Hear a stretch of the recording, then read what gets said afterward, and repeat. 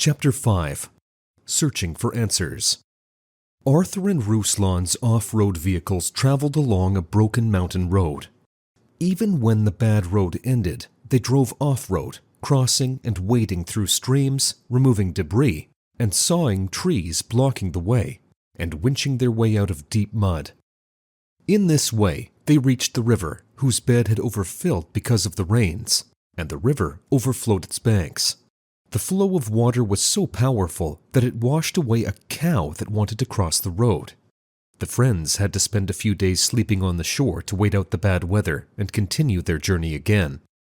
The journey was very difficult and challenging, but the friends did not lose heart, and finally reached the place Naya had told them about. They wandered for a long time in search of the entrance to the cave of the wise Prajna, but could not find it. At the end of their search, they walked along a mountain path, then descended into a canyon with very high walls of up to 100 meters, which gradually narrowed until it became a dark gorge. "Do you think this is the place?" Ruslan asked his friend doubtfully. "I think it is," Arthur replied, pointing to the surroundings. "There's the lake, and it falls into the waterfall of 3 streams, just as Naya described. But where is the cave?" "Oh, look, Arthur!" Ruslan suddenly exclaimed, and pointed upwards with his palm. "Do you see bats? They live in caves, so it is where they fly." The friends climbed up to a rock ledge and found a grotto there. As they walked along it, they saw a silhouette at the back of the cave. They shined the flashlight on a woman in white robes with long hair, sitting in the lotus position on a haystack. Opposite her, in a recess in the wall, was a small portrait and a lighted candle. Long stalactites hung from the vaults of the cave. Stalagmites in the form of rounded pillars rose from the floor to meet them. Bats hung from the ceiling, with their heads hanging down and their webbed wings folded. The woman did not move, and the friends decided to wait for her to come out of meditation. It was Prajna. After an hour, she opened her eyes and, noticing the guests, greeted them kindly. Arthur described the whole situation to her in detail and asked for help. Prajna listened attentively to the guest and spoke. "Yes, you are close to solving this mystery. The fact is that the earth is ruled by a small group of black magicians. They are also called the Devil's Servants, and they operate through the secret services, and different presidents and ministers are just pawns in their hands. Today, they act through mass media, and earlier they acted through religions. As people fanatically believed in the ministers of cults, they put their priests in charge, and they perverted the essence of religions, turning them into formal rituals, saying that one should just go to church on Sundays, put candles, read prayers in the evenings, and it is enough for spiritual development. They removed from religion the most important things that allow the development of the human soul. This perversion led to the emergence of jihad, crusades, inquisition, destruction of dissenters. But still, there are people who keep the true knowledge. I see that you are light souls, and it is possible for you to reach the true understanding." After listening to Prajna's explanation, the friends drew her attention to a small portrait standing in a corner of the cave. "Who is that?" Ruslan asked the woman, pointing to the portrait. "Oh, this is my master," she replied. "When you are ready, he will appear to you. In the meantime, prepare for the retreat, the great practice of pratyahara, which will reveal your hidden powers. The fact is that the flow of information that acts on our senses prevents us from revealing clairvoyance and other abilities. When a person is in a dark cave in the place of power and fasts for 40 days, they have no external impressions, and hidden sensitivity and telepathy begin to awaken in them. The third eye opens. Due to fasting, the subtle channels are cleansed, and the person feels energy and their subtle body better, and can even learn to leave the physical body. After listening to Prajna's instructions, the friends left the cave with the woman and went towards a beautiful mountain lake, into which a gushing waterfall flowed from a high cliff. All around stood gigantic liana-covered trees. Birds swirled and sang in the blue cloudless sky. The travelers sat down on the bank on 3 flat stones, and Prajna continued her explanation. In the cave, the subtle plane will be revealed to you, but whatever you see, remain calm and detached. The lower spirits want to frighten, seduce, excite the person with their images, and then feed on this person's energy, so they can even drive this person crazy. Therefore, one must maintain detached contemplation. But if images and emotions seize you, then it will be necessary to make a kata of a ray strike from the sampo system. Now, contemplate the lake. Visualize something pleasant, joyful, Prajna taught. Feel the state of your body. Feel your aura. Arthur began to breathe deeply and calmly, contemplating the surrounding beauty.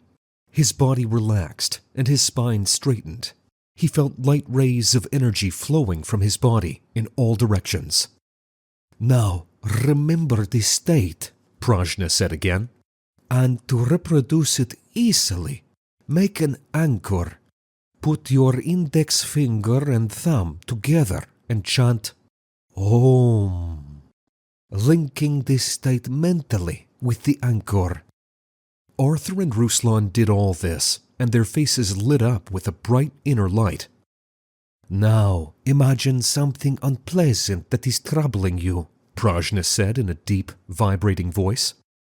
Arthur remembered the conflict with the rector and the bitter truth about the actions of the secret services, and an unpleasant feeling arose in his chest. His body tensed, his breathing became constricted, and an unpleasant clot of energy appeared in his aura as if in front of his chest. Now it is necessary to push this state out of you, said Prajna. This hostile twist of energy. Take a breath and on the exhalation, sharply strike mentally at this state, at the negative energy in your aura, shouting, Ha! Do this several times, visualizing an energy beam coming from the body and destroying the hostile phantom of the evil spirit. Negative sense contact. Arthur exhaled with a sharp ha. His body contracted and gave a volitional energy impulse that knocked that negative field out of him. He repeated this several times, aiming the blow where he felt discomfort until his state was free. And now, said Prajna, make your anchor and enter a harmonious state. The friends folded their fingers and chanted Om and entered a harmonious state of peace. That way, if something happens, you now know what to do. But try not to be affected by anything by cultivating detachment. Then Prajna showed them a ritual of mudras by which they were to praise Kundalini and open the chakras to enter the subtle plane while being in Pratyahara.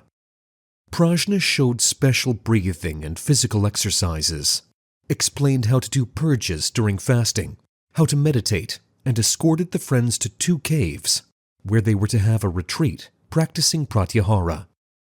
For the first few days, Arthur felt the wild pangs of hunger, and old thoughts beset him. But then the hunger passed, he felt peace and lightness, and a subtle plane began to open in front of him. Arthur began to see monsters that flew past him. Visions of ancient cities and beautiful dancing hitaras appeared before his eyes. He tried to remain calm and not get involved in these visions. Soon, he couldn't tell if he was sleeping or dreaming. Could this be reality? He saw bizarre spirits of the dead floating around him. outlandish buildings and temples, ancient rituals of priests. He realized he could tune in and see what he wanted. Then he tuned into Alice and saw her, crying, sitting in her room in her wheelchair. He saw his family as if they were right next to him and distance didn't exist. And then Arthur tuned in and saw the black magicians ruling the world. Gathered together, they were plotting to zombify people, to create more misery and suffering in the world.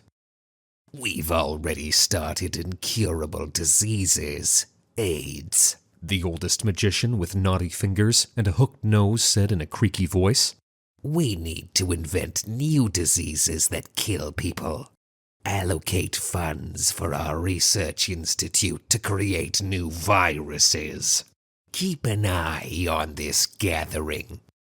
Hearing these instructions from the chief magician, Arthur returned to the cave. His practice continued, and one day his whole cave was illuminated by a shimmering light. A glowing ball of light flew into it. The light softly condensed, and the very man he had seen in Prajna's portrait materialized in front of Arthur. "Are you Bhagavan?" Arthur asked. "Yes," replied the guest. "You have already learned clairvoyance, but you do not know what you should try to see. All earthly knowledge is nothing before the most important thing, the vision of God. And He is not somewhere. He is in you, in your heart. And the way to Him is love. When it reaches a great intensity in you, God will awaken in you. Now feel love for the whole world." Arthur tuned in, and faint rays of love began to flow from his heart. "Now I will intensify this feeling of God's awakening in you with my energy, so that you know what to strive for," Bhagavan said. He touched Arthur's chest with his fingers, and he felt a great all-embracing love. And then the divine awakened in him. He himself, the walls of the cave, Bhagavan. Everything around him was God, from atoms to galaxies. A sense of sacred awe overwhelmed him. He fell on his knees in prayer to the Creator, unable to express his delight and understanding. But Bhagavan withdrew his finger, and Arthur's previous state of mind returned. "God is love. He who abides in love abides in God," he said majestically, and vanished into a radiant blob of light. Then the faint light of a candle flickered in the cave, and Arthur heard Prajna's voice. "Enough, my son. It is time to come out of the cave. But for now, get used to the candlelight, so you don't get blinded by the light of the sun." After leaving the cave, Arthur met Ruslan, and the friends shared their impressions. It turned out that Ruslan had also had an amazing experience. He had seen the insides of his body, the stuff the cave was made of. He left his body and floated under the vaults of the cave, and then traveled through the subtle plane. Ruslan also saw Bhagavan and experienced the highest degrees of God's grace, becoming the God himself for a moment. However, after the friends came out of the retreat, a flood of external impressions fell upon them, and gradually their abilities began to disappear. And when they came out of the hunger strike and went on a normal diet, all the subtle states disappeared altogether. "You have a long way to go to make what you have experienced your own," Prajna told them. "But I will wait for you again. Now, go back to your homeland and pass on your knowledge to others." In parting, Prajna taught them the practices that would help cure Alice, and gave them instructions to pass on to the people. Enriched by the new spiritual experience, the friends set out on their journey back. In our extreme times, when the fate of the entire planet is at stake, it is crucial for the knowledge of angels and benevolent spirits to spread as quickly as possible, globally, and reach thousands of people. In this way, we can change the future of all humanity. which is why we are addressing you, dear soul of light. Spread the knowledge about our wise books and films. Share links to videos or cartoons. All of this is available and free. Invite women to individual practices, webinars, and seminars. And the Great Spirit of Light will help you and your family. It will direct an enormous amount of energy to fulfill all your desires. Benevolent spirits and angels will assist you and your loved ones in all matters. A thread of light and love extends from your heart to the hearts of thirsty women, and the creation of good and the dissemination of enlightened knowledge throughout the world begins. Become part of the mission of light. Help people, and God will help you.